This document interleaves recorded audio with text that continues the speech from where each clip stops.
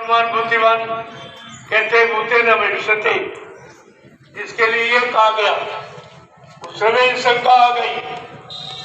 इसके बारे में समय के जगाए नाम जो ऋषि मुनियों ने राम नाम जगाया था, उसमें उसको शंका कह रहा ये राम नाम ये भगवान का नाम नहीं है, ये राम भी भगवान नहीं।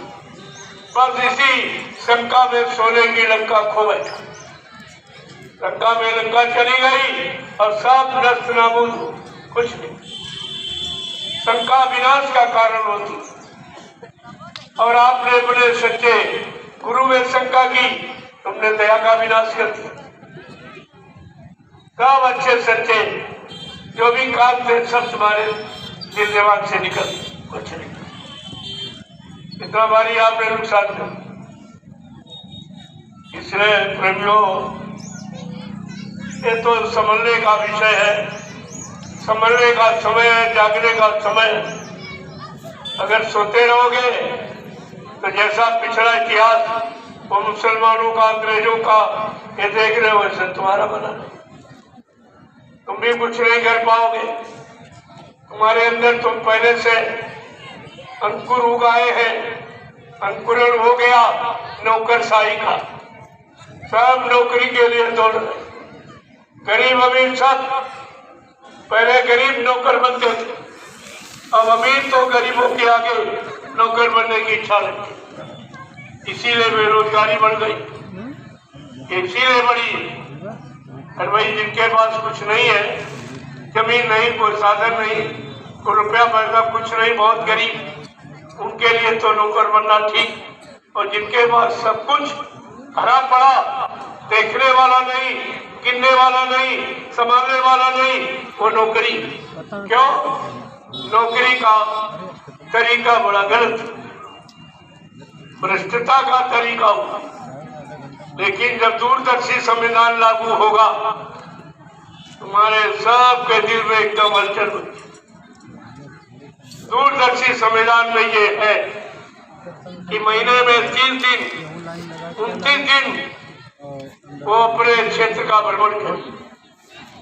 अगर नजदीक है तो साइकिल से, ये मोटरसाइकिल काजी पे नहीं, ये अगला बगला फ्रंट कुछ नहीं।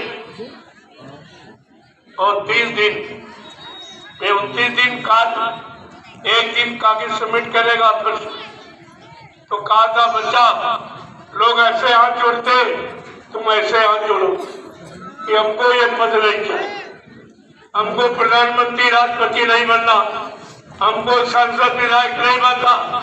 ये तो लूटपाट की वजह से बन रहे सब। 1, 2, 3 महीने पैसा लगा देंगे, करोड़ 2 करोड़, और 5 साल लूटेंगे। ये व्यापार है, ये राजनीति नहीं, राजनीति व्यापार नीति होगी। न प्यार है न व्यवहार है, अब केवल व्यापार नहीं किया, और व्यापार में ठगा ठगी का मेला है।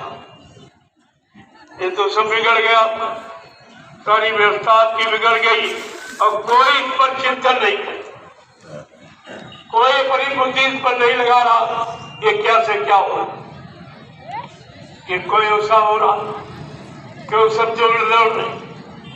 दूरदर्शी व्यवस्था, दूरदर्शी जो भारत का संविधान होगा भविष्य में, उसमें लिखा है कि अगर कोई क्षेत्र की सेवा करना चाहेगा, पहली बात तो सांसद विधायक शब्द नहीं रहेगा, केवल सेवादार शब्द, और उसको महात्माओं से चरित्र का प्रमाण पत्र बनाना होगा, उसको टिकट मिलेगी। चरित्र का प्रमाण पत्र, खान पान का प्रमाण पत्र, कोई इस पर केस मुकदमा तो नहीं कभी चला, इसलिए कोई अनैतिक काम तो नहीं किया। ये सब देख करके तब उसको टिकट दिया। बड़ी विचित्र व्यवस्था है दूरदर्शी की, सारी गंदगी को दूर कर दी, सारा भ्रष्टाचार को दूर कर दी, सारी अनीति को दूर कर दी, तब भारत में सचिव आए। ऐसे तो नहीं आए। अरे सचिव कोई आदमी नहीं है जो बाबा जी पकड़ के ले आएंगे आपको दिखा देंगे। सचिव माने व्यवस्था, जब इंसान की आंखें सत्य देखने लगे, कान सत्य सुनने लगे, वाणी सत्य बोलने लगे, पैरों से सच्ची जगह चल के जाने लगे और हाथों से सच्चा सेवा धर्म करने लगे, मन से सच्चा संकल्प विकल्प करने लगे और बुद्धि से सच्चा निर्णय। प्रेमियों, इसको कहते सतयुग। सतयुग माने व्यवस्था। और बाबा जी ने क्या से कहा कि तुम हमें सहयोग करो, मैं तुम्हें व्यवस्था दूंगा। यही समय के अनुसार जब शब्द बदल गए, जिस समय अंग्रेजों को देश से भगाना था, अगर तुम्हारे घर में कोई किराएदार घर न खाली करता हो तो तुम दरवाजे पर अगर मर्डर कर दो तो रात रात खाली करके भाग जाए। एक खूनी क्रांति इसीलिए अपनाई गई थी। एक खून खराबा देखकर अंग्रेज भाग जाए। उस समय आवाज लगाई गई थी, तुम हमें खून दो, मैं तुम्हें आजादी दूं। लेकिन आज किसी को भगाना नहीं है, सबको सुधारना है, सबको नैतिकता का, चरित्रता का पाठ पढ़ाना है। इसलिए आज की आवाज है कि तुम हमें सहयोग करो, मैं तुम्हें व्यवस्था दूंगा। जय गुरुदेव। तो उसमें इसमें अंतर ही क्या? अरे तुम्हें व्यवस्था ही चाहिए कि खून खराबा करके व्यवस्था मिले कि समझा बुझा के मिल दे, वो अच्छी। कौन सी व्यवस्था अच्छी? इन पर भी आपको विचार करना चाहिए। लेकिन बात तो आप समझ नहीं पाते हो। समय से वचनों को समय के अनुसार, मनों की चित्त वृत्तियों के अनुसार बदलना पड़ता। जब जैसा समय स्थित परिस्थिति देखी जाती है, मानव के भाव विचार, मनों की शक्ति देखी जाती है, तब तैसी आवाज लगाई जाती है। और ये सब आपको समझनी चाहिए। समझ लोगे जल्दी काम हो जाएगा, उलझ जाओगे देर लग जाएगी। तुम्हारे उलझने का ही तो देरी है। अगर तुम सुलझे हुए होते तो अब तक सब कुछ करके दिखा दिया गया, लेकिन तुम उलझते रहते हो बीच में। कुछ नहीं तो गुरु में उलझ गए, उनकी सत्यवाणी में उलझ गए, सत्य वचनों में उलझ गए। तो तुमने ये किया ही क्या? तुमने ये नहीं समझा कि बाबा जी ने इतने बड़े बड़े साकेत महायज्ञ क्यों कराई और कहा मैंने यज्ञों में 33 करोड़ देवी देवताओं को खुश कर लिया। उन्होंने अपनी असेंबली में बैठकर प्रस्ताव पास कर दिए। हजारों प्रस्ताव जनता की सुख शांति के पास कर दिए। क्या ये राज आप समझ पाओगे कि महात्माओं ने कहा ये काम कराया, किससे कराया? अब आपको क्या मालूम? और कहा ये सब होगा, ये सब काम करेंगे। लेकिन तुम समय से सुधर जाओ, अपनी गंदी आदतें, गंदे खान पान की, गंदी संग सोबत की, गंदे कर्मों की आदतें बदल दो, तो तुम्हें अच्छा और सच्चा समय देख सको। अगर तुमने आदत न बदली तो इस अच्छे समय को आप नहीं देख सकते। मैंने कल भी कहा, परसों भी कहा, इसमें बहुत से लोग शरीर छोड़ के चले जाए जिनको आगे का सत्संग नहीं मिलता। तो आपको सोचना चाहिए कि अगर बाबा जी का सतयुग देखना है तो ये जिद करो, हट करो कि मैं इनका सतयुग देखूंगा। तो आप शाकाहारी हो जाइए, आप शाकाहारी हो जाइए, सतयुग देख लीजिए। लेकिन शाकाहारी नहीं बन पाओगे तो फिर सतयुग नहीं। ये सीधी बात है। वैसे बनना तो आपको धर्मात्मा, महात्मा, सच्चे, ईमानदार, नेक, भले, चरित्रवान ये बनना चाहिए। लेकिन ये तुम्हारे बस की बात नहीं, कलयुग। तो बाबा जी ने कितना शर्त कर दिया, चलो कुछ नहीं बन सकते हो तो शाकाहारी बन जाओ। अगर तुम शाकाहारी बन जाओ, मैं तुम्हारी तरफ से, कुदरत से प्रार्थना कर दूंगा तुम्हारी कि कोई ऐसी जानलेवा बीमारी मत ये सब शाकाहारी हो गए, सदाचारी हो जाएंगे। धीरे धीरे ये सच्चाई ईमानदारी से अपना काम घर गृहस्थी परिवार का करेंगे, अपने बाल बच्चों को सही कमाई से पालन पोषण करेंगे, इनकी बच्चों की बुद्धि ठीक रहेगी, ये आगे चल के देश समाज का काम करेंगे। ये कितनी बड़ी बात है। और आप बोलिए, आज मैंने जो आपके सामने करके दिखाया, ये हिंदुस्तान में पहले किसी ने नहीं किया और आज भी नहीं कोई कर सकता और आगे भी नहीं कर सकेगा। एक ग्रामवासियों को निमंत्रण और कुंवारी कन्याओं को रखकर ये मेरे दो इशारे, ये समझना ही मुश्किल है, ये कोई समझ नहीं पाएगा। ये मैंने बिंदु क्यों पकड़े हैं, इन बिंदुओं को अपना मूलाधार क्यों बनाया। जीवन के दो ही बिंदु हैं, जीने के लिए रोटी और लाज और शर्म के लिए बेटी, ये दो ही काम। अगर दोनों आपके हो जाए फिर आपको क्या चाहिए, लेकिन ये दोनों काम किसी के बस के नहीं है और इसीलिए इन बिंदुओं पर कोई टिप्पणी नहीं करना, न कोई नेता कह रहा न कोई महात्मा। इनको आपने चंदा नोट वोट दिया, महंगाई भरी, टैक्स भरे, जीएसटी, उसमें भी से कोई ये काम तुम्हारा नहीं कर। और जिनको धोती रोटी लगोटी दान दक्षिणा रुपया पैसा दिया, महात्मा भी कोई काम नहीं कर। ये दोनों के बस की बात नहीं, लिहाजा धर्मनीति और राजनीति समाप्त हो। फिर रामचरित मानस का क्या होगा, जिसमें धर्मनीति, राजनीति, समाज नीति, मानवनीति, न्याय नीति, सत्य नीति, प्रेम नीति सब का वर्णन किया। ये नीति का ग्रंथ है, इसको नीतियां सीखनी है, नीतियों का अनुकरण अनुसरण करना है, उसको रामचरित मानस को उठा देंगे। ये विश्व प्रमाणित ग्रंथ है, सारा विश्व उसको यानी मानता है, क्योंकि नीति सब कुछ है, देश विदेश नीति सब, उसमें सब कुछ बनी, कोई चीज छूटी नहीं। लेकिन तुम्हारे शासक रामचरित मानस को बिल्कुल नहीं देखे, एकदम उधर की तरफ आंखें बंद कर दी। श्री राम का तो नारा लगा रहे, श्री राम को मान रहे, लेकिन श्री राम की नहीं मान रहे, मंदिर को मान रहे, मंदिर की नहीं मान रहे, रामायण को मान रहे, रामायण की नहीं मान रहे, गंगा जमुना को मान रहे, गंगा जमुना की नहीं मान रहे। यानी शिक्षा नहीं, सिद्धांत नहीं मानते, नीति नहीं मानते। ये अगर मानते हो तो रामचरित मानस तो ललकार के कह रही है कि राजा के लिए स्पष्ट कि राजनीति बिन धन धर्मा और प्रभु समान पेपित सत्य कर्मा।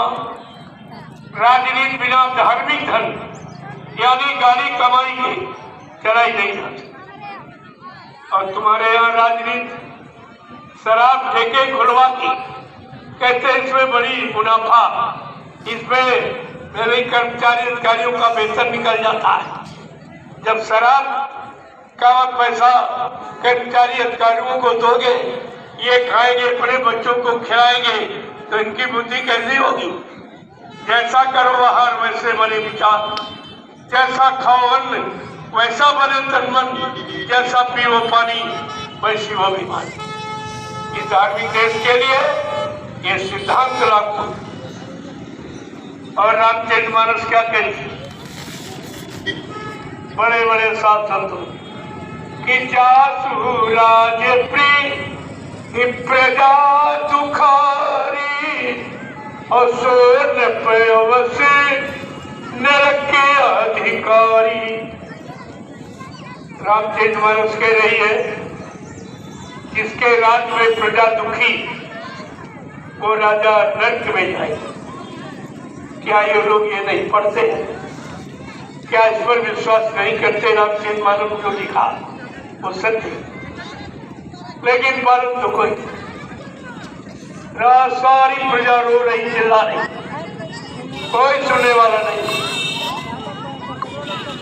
क्या नर्क में जाने की इनकी तैयारी।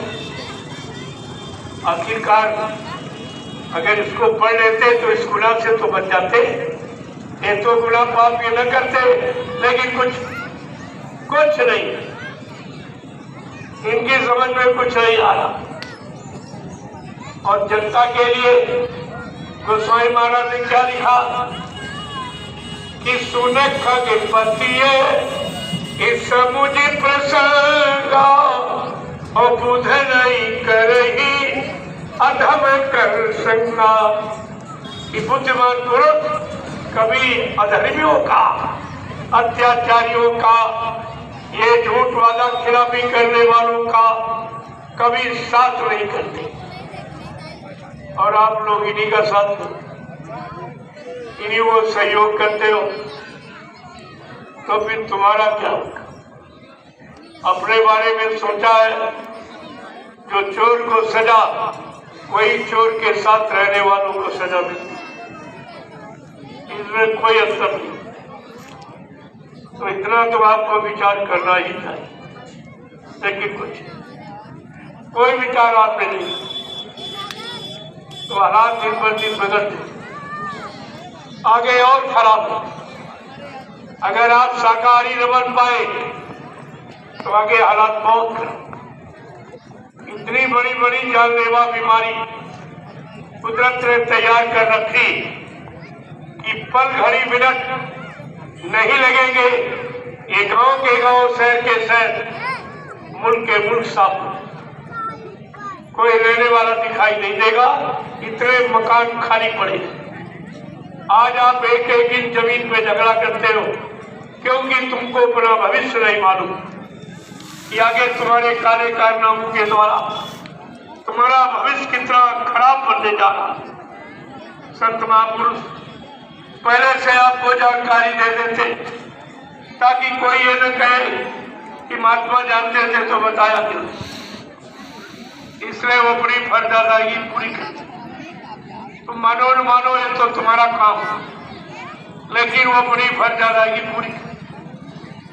समय के पहले जानकारी आपको, एक कोरोना की जानकारी बाबा जी ने कितने पहले दी थी, 6 नवंबर 1986 को। ये कहा था कि अगर आप लोग शाकाहारी न हो पाए, सदाचारी, अच्छे नेक भरे, ईमानदार, चरित्रवान न बन पाए, तो कुदरत की तरफ से एक ऐसी बीमारी आ रही जिसका नाम किसी ने सुना पड़ा नहीं होगा।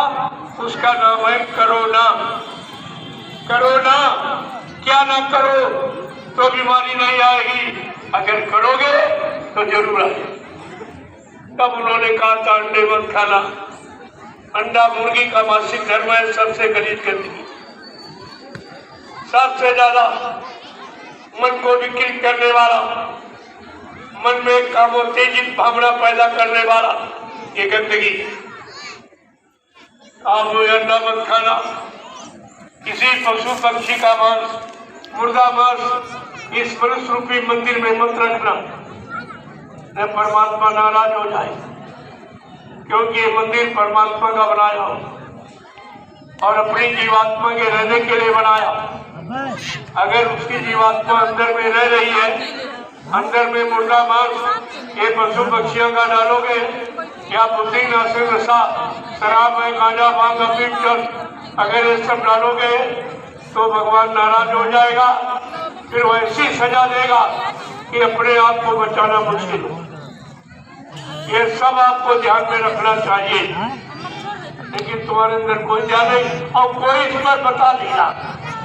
ना ये जगह जगह मंदिर बन गए, धर्मशाला बन गए, आश्रम बन गए, लेकिन कहीं से ये शिक्षा नहीं आ रही कि क्या खाना चाहिए, क्या नहीं खाना चाहिए, कैसे रहना चाहिए, कैसे नहीं रहना चाहिए, कैसे भाव विचार बनाना चाहिए, कैसे भाव विचार नहीं रखना चाहिए, ये कोई नहीं बता।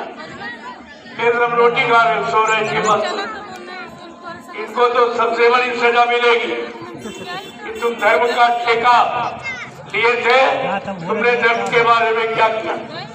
कितने लोगों को शुद्ध धार्मिक शाकाहारी बनाया, सदाचारी बनाया, और कितने लोगों को सच्चा ईमानदार आपने बनाया चरित्रवान, ये सब पूछा जाएगा। चिंता मत करिए, ये सब मौज मस्ती निकल जाएगी 2 मिनट में। अभी आप समझते नहीं हो, ये सब का हिसाब होगा, इसमें कोई बाकी नहीं रहेगा, सबका हिसाब। गांव के प्रधान से लेकर हमारे जितने हैं, चाहे ब्लॉक का ब्लॉक प्रमुख हो, तहसील का तहसीलदार हो, जिले का डीएम हो, प्रांत का मुख्यमंत्री हो, देश का प्रधानमंत्री, राष्ट्रपति, सबको हिसाब देना पड़ेगा। ये भारत देश, ये धार्मिक देश है और खास करके ये संत मत है। संत मत तो किसी को माफी नहीं, अगर मान जाओ तो माफी है, और इतना समझाने बुझाने पर नहीं माने तो कहते ही इतने दयालु हैं कि देते हैं तो छप्पर फाड़ के देते हैं, और जिन दिन लेंगे चमड़ी उधेल लेंगे। दया बिन संत कसाई, अगर दया हट गई तो कहते मेरे जैसा सृष्टि में कोई कठोर नहीं। ये सब बातें आपको ध्यान में रखनी चाहिए। इसलिए 10 जुलाई 1952 से और 2012 आपको सब सुनाया और बताया गया। पूरे हिंदुस्तान में बाबा जी ने घूम घूम कर कोई प्रांत, जिला, तहसील, ब्लॉक, शहर, कस्बा, गली गाँव को छोड़ा नहीं, यहाँ पर जानकारी न दी। और 10 साल ये लीला के हो गए, ये भी आपको जानकारी दी जाती। ये काम कोई दूसरा नहीं है, काम तो वही है जो पहले आपको समझाया बताया गया और आज भी आपको समझाया बताया जाए। भाई नहीं मानोगे तो न मानने वालों का इतिहास पढ़ लीजिए आप।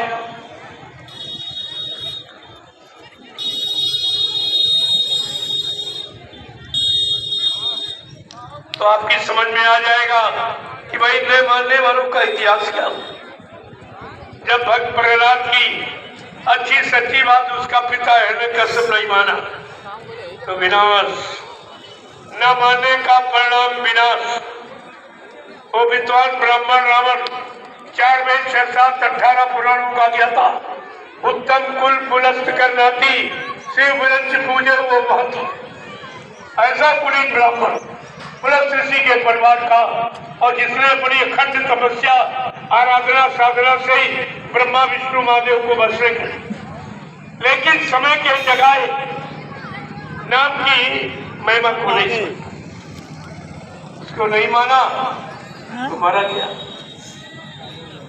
ऐसे कंस भगवान के अपने कंस मामा को बहुत समझाया, यदुवंशियों को बहुत समझाया। अरे भाई मैं तुम्हारी जात बिरादरी में आया हूँ, जात बिरादरी के नाते मेरी बात मान लो। तो ये यदुवंशी क्या कहता है, क्या जात का ग्वाला, गाय चराने वाला, मक्खन का चोर, तेरी बात मानूंगा। कृष्ण को ऐसे अमर्यादित कट शब्दों में, यानी इतना उनको मतलब लज्जित कर दिया और इतना उनको दंड एक तरह से दिया।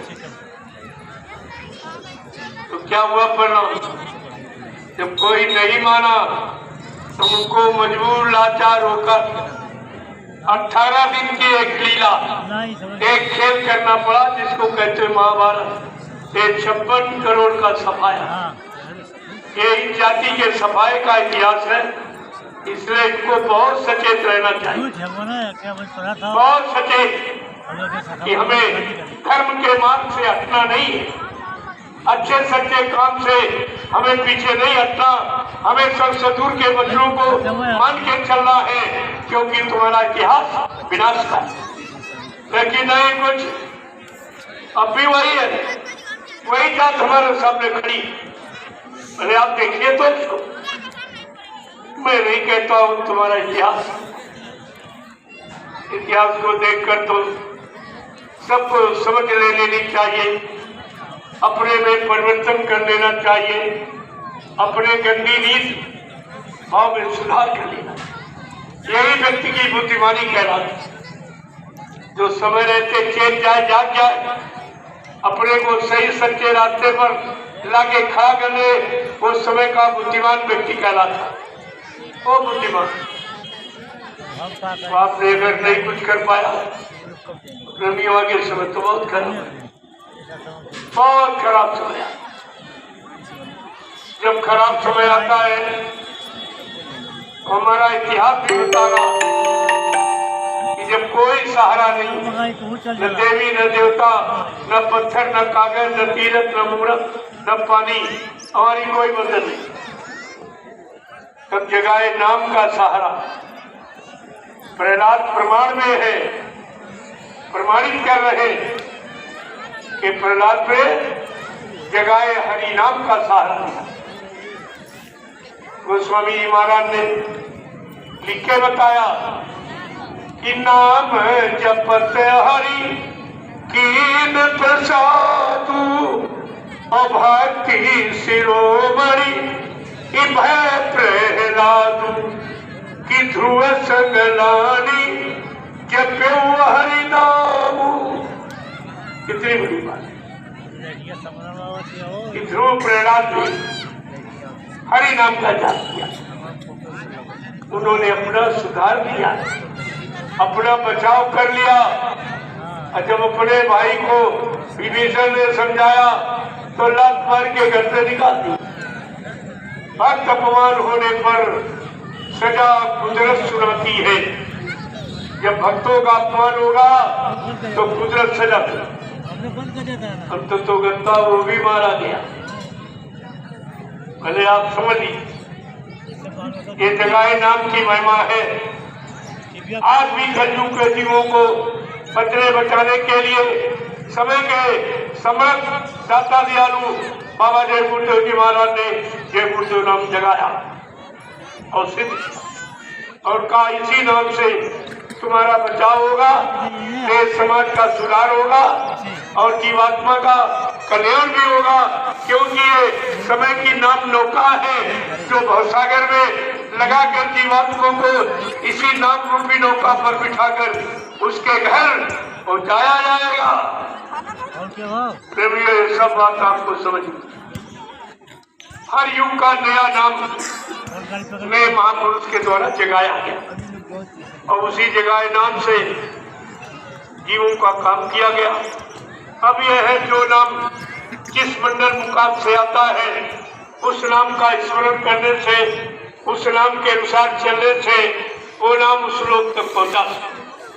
ये नाम की निजी महिमा, लेकिन हमारी आपकी जीवात्मा सतलोक निवासी। जब तक सतलोक सचखंड अनामी धाम से कोई महापुरुष महाशक्ति नहीं आएगी और नाम को नहीं जगाएगी तब तक ये जीवात्मा अनामी धाम नहीं जा सकती। इसलिए अनामी महाप्रभु स्वतः मानव चोला धारण करके मृत्युलोक मंडल पर आ गए और प्रभु नाम जगाया और सिद्ध किया, प्रभु नाम का प्रचार कराया और जीवात्माओं से प्रभु नाम को जगाया। जीवात्माओं को प्रभु नाम से जगाया और प्रभु नाम का बेड़ा भवसागर में लगाकर ये वादा कर रहे जो मेरे इस नाम रूपी नौका पर बैठ जाएगा मैं उसको उसके घर पहुंचा दूंगा। जय गुरुदेव। प्रेमियों ये कितना बड़ा काम है, कितना बड़ा विश्वास, कितने बड़े हमदर्दी तैसी शुभचिंतक रहबर रहनुमा जिन्होंने दया की अनोखी आवाज इतने संत कलयुग में आए। ये वादा नहीं किसी ने कहा, नामदान तो सबने दिया, ये 5 नाम सबने दिए, लेकिन नामदान देकर ये वादा नहीं किया कि जिनको मैंने नामदान दिया जब तक उनकी जीवात्मा को घर नहीं पहुंचा दूंगा मैं इस मानव शरीर को छोड़ के जाने वाला नहीं हूँ। जय गुरुदेव। ये वादा केवल बाबा जय गुरुदेव की बात। और दूसरा प्रमाण हम आपको बता दें, किसी नाम ने ये वादा नहीं किया, न सतयुग के हरि नाम ने, न त्रेता के राम नाम ने, न द्वापर के कृष्ण। ये वादा किसी ने नहीं किया कि जब तुम हरि नाम लोगो मैं तुमको मिलूंगा। या तुम सीताराम कहोगे मैं तुमको मिलूंगा, या राधा कृष्ण कहोगे मैं तुमको मिलूंगा, या शंकर जी कहोगे मैं तुमको मिलूंगा। ये वादा किसी का नहीं, ये वादा केवल सच्ची में बाबा जय गुरुदेव जी महाराज का। उन्होंने कहा जब कोई तुम्हारी मदद न करे, सब तरफ से तुम हताश हो गए हो, मेरी कोई मदद नहीं कर रहा, तो कहा तुम बच्चा जय गुरुदेव नाम लेना, ये 3.5 हाथ का आदमी तुम्हें मिलेगा और तुम्हारी मदद करेगा। शंका किस बात की? ये अनोखा परिचय केवल अनामी महत्व। तुम ऐसे समृद्ध वाले को भूल गए जिसने अपना अनोखा परिचय दिया है, अनोखे काम का, अनोखे लाभ का, आप उसको भी भूल गए। तुम्हारी भूल के बारे में हम क्या क्या कहें? तुम इतने भुलक्कड़ हो गए हो कि कुछ भी नहीं याद रखा, सब अपने लाभ के, अपने हित की, कल्याण की सब बातें भूल गए, सारे वचन आप भूल गए। आज स्थिति कितनी खराब हो गई किसी का, तभी तो एक कहना आ रहा है कि क्या क्या कहा जाए, क्या क्या छोड़ा जाए। कहने के लिए तो इतना है कि तमाम रातें दिन निकल जाएंगे, ये कहना पूरा नहीं होता। इतना ये कर दिया गया, ये 70 वर्ष की मेहनत ये सब पानी में फेंक दी। ऐसा इन लोगों ने भ्रामक प्रचार किया है कि सारे जीव बेचारे भ्रमित हो गए, सब शंका में चले गए और सब सही सच्चे रास्ते को छोड़ के अलग हो गए। अब इनको उस रास्ते पर लाना इतना सरल नहीं। प्रयास तो हो रहा बहुत, मैंने करोड़ों को फिर से लाके खड़ा कर दिया, करोड़ों को, लेकिन ये 10 वर्ष कितनी मेहनत की। मैं दिन भर चलता, रात भर बोलता, रात भर चलता, दिन भर बोलता, रात भर चलता, दिन भर 3 वर्ष ऐसे घूमता रहा, एक भी आदमी नहीं जुड़ा। सब डरते थे इनके साथ जुड़ जाएंगे, कहीं गोली न मार दी जाए, कहीं बम न डाल दिया जाए, उनका प्रशासन है, कहीं जेल में न बंद दिया। बेचारे इतना डर गए कि सही सच्चे रास्ते को अपनाने में इतना डर, लेकिन सत्य की हमेशा विजय होती।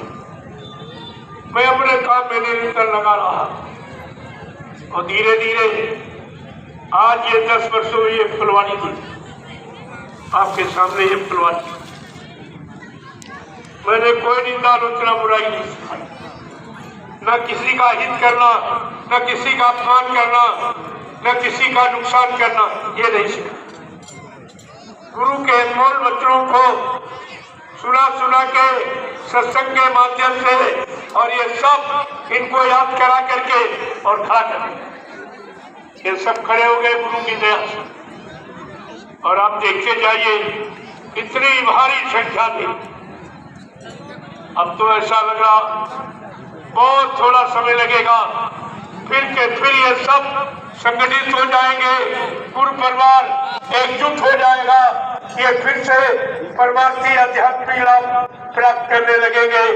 इसकी तो बड़ी ही खुशी, ऐसी खुशी है प्रभु।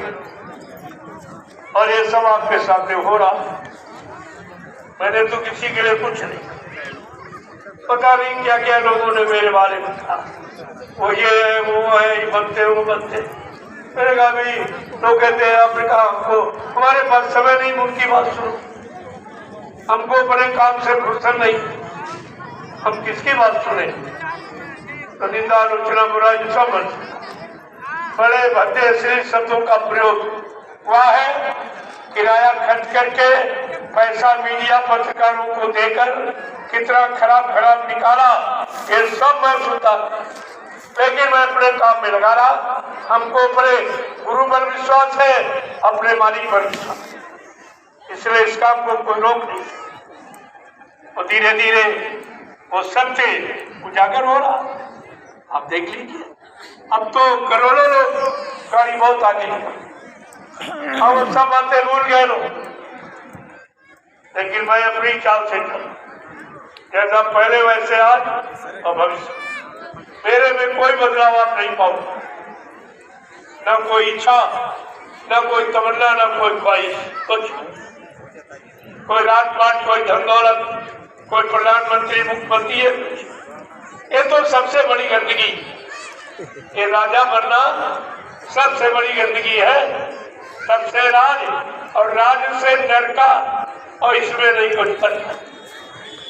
तपस्या की तो राजा बन गए हो, अब भोग करोगे तो नरक में चले जाओगे। तो राजा बनना तो सबसे बड़ी गंदगी, सबसे बड़ा कूड़ा कचरा। तो इसलिए इसकी तो कोई आवश्यकता नहीं। और ना प्रेमियों के लिए मैं कभी इसके लिए कहूंगा, यही करता आप इस गंदगी से दूर। भजन करने आए हो भजन, और सीधे अपनी आत्मा को जगा करेगा। इस काल माया देश की गंदगी से बहुत दूर हो जाओ। यहाँ गंदगी सिवा कुछ किसी शरीर से मिलोगे हो तो उसमें भी गंदगी, तुम्हारे शरीर में गंदगी, उसके शरीर में। अब गंदगी मिल जाएगी तो और गंदगी बन जाएगी, फिर आप निकल नहीं पाओगे। इसीलिए तो एक दूसरे के शरीर से मिलने के बाद निकल नहीं पाते, न स्त्री पुरुष के शरीर से, न पुरुष स्त्री के शरीर, क्योंकि दोनों गंदगी मिल गई। अब डबल गंदगी हो गई तो निकलना बड़ा मुश्किल होता है। इसलिए धीरे धीरे गृहस्थ आश्रम को समझो और अपने काम को पूरा करने की कोशिश करें कि मानव शरीर प्रभु प्राप्ति के लिए मिला और किसी काम के लिए। ये पत्नी बाल बच्चे शादी विवाह इसके लिए थोड़ी मिला, लेकिन अगर नहीं रह पा रहा हो तो उसके लिए भी नियम बना दिया। चलो भाई ठीक है, आप शादी करो, ब्याह करो, लेकिन नियम संयम, नियम संयम। शारीरिक शक्ति को बचा के रखो, यही शक्ति तुम्हारे मन को बल प्रदान करेगी, तो मन सुमरन ध्यान भजन में लग सके।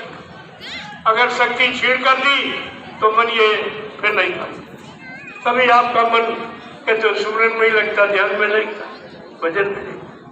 और तरह से तुम शक्ति बर्बाद कर, कुछ एक तरीके से नहीं, मनसा वाचा कर्मणा, 3 तरीके, मन से, वचन वाणी से, अब कर्मों की तो बात नहीं आती। पहले तुम वचनों से इसकी निंदा, उसकी चुगली, उसकी बुराई, उसको ये, उसको अपमानित किया, ये सब क्या? ये भी तो शक्ति रास। अरे बोलने में और कड़वा खराब बोलने में तो और शक्ति खराब। वैसे तो लिखा मत बोल, लेकिन गुरु चर्चा में जरूर बोल। वैसे तो बोलने का अधिकार है, लेकिन गुरु चर्चा और हरि चर्चा में जरूर कभी बंद। उसके लिए आपको बोलने का अधिकार है, लेकिन तुम निंदा, आलोचना, बुराई, क्रिटिसाइज में, इनमें उनमें इसी में दिन बात लगे रहते हो। शरीर की शक्ति भी खराब करते हो और पाप कर्मों का दूसरे का बोझा भी लाते हो। ये 2 नुकसान आप अपने आप कर रहे हो और समझ में आपको कुछ आता नहीं, क्योंकि आप सत्संग बच्चों को सुनते नहीं। इसीलिए तो कहा है कि सत्संग सार है जीवन का, सत्संग सार है जीवन का।